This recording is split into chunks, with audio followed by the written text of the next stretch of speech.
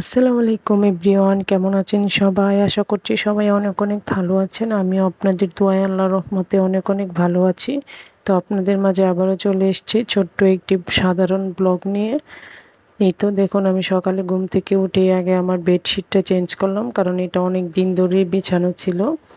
তারপর এটা চেঞ্জ করার পরে যে চিন্তাটা সর্বপ্রথম মাথায় আসলো সেটা হলো কি রান্না করা যায়। আসলে যাদের মাথায় রান্না করার টেনশন আছে তারাই জানে যে কি রান্না করা যায়। ভাবতে ভাবতেই অনেকটা সময় চলে যায়।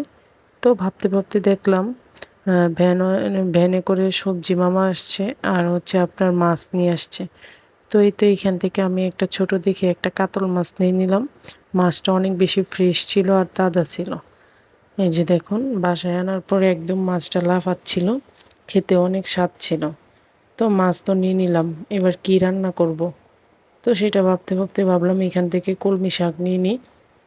দেখুন, শহর এলাকাতে এরকম টাটকা কলমি শাক পাওয়া কিন্তু অনেক ভাগ্যের ব্যাপার। যাই হোক, এই ছেলেটি আমাকে কলমি শাক কেটে দিচ্ছিল, এটি আমার বাসার পাশেই। তারপরে আবার দেখলাম সবজিওয়ালা চাচা।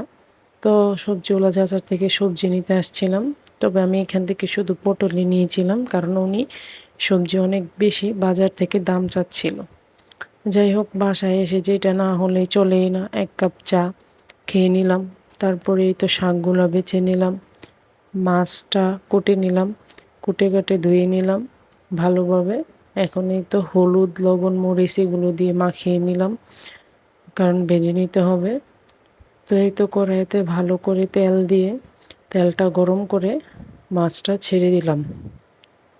মাছগুলো সবগুলো একে একে আমি ভেজে নেব। তো আজকে আমি রান্না করব পটল দিয়ে মাছের হালকা ঝোল, আর হচ্ছে মাছের মাথা দিয়ে কলমি শাকের ঝোল। তো আপনারা কে কে কলমি শাক এভাবে খেয়ে থাকেন অবশ্যই কমেন্ট করে জানাবেন। যদিও আমি আর কখনো খাই নাই, আজকে আমার প্রথম, তবে মনে হচ্ছে ভালোই হবে। তো আমি পটল যেভাবে রান্না করি, পটলগুলোকে আমি সেম মাছের মতো করে হলুদ মরিচ লবণ মাখিয়ে তারপরে ভেজে রান্না করি। তো এখানে আমি মাথাটা ভালো করে ভেজে নিচ্ছি, মাছের মাথাটা। তারপরে পটলগুলো আমি ভালো করে ভেজে নিয়েছি।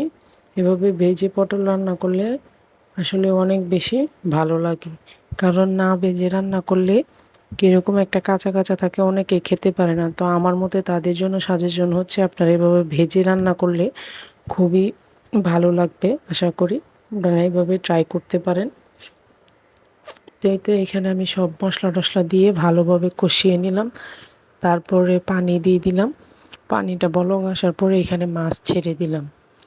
তারপরে এই তো ওই তরকারিটা আমার হয়ে গেছে। এখন আমি কলমি শাক রান্নার জন্য আবার সব মশলা দিয়ে মাছের মাথা দিয়ে কষিয়ে নিলাম। তারপরে এই তো শাক দিয়ে দিলাম। দেখুন, এখন কড়াইতে একদম শাক ভর্তি আছে, একটু পরে শাক একবারে মিশে যাবে। শাকের মনে হয় ধরনটা এরকম। তো যাই হোক বন্ধুরা, সবাই ভালো থাকবেন। আমার ভিডিওটি এই পর্যন্তই। ভিডিওটি ভালো লাগলে অবশ্যই লাইক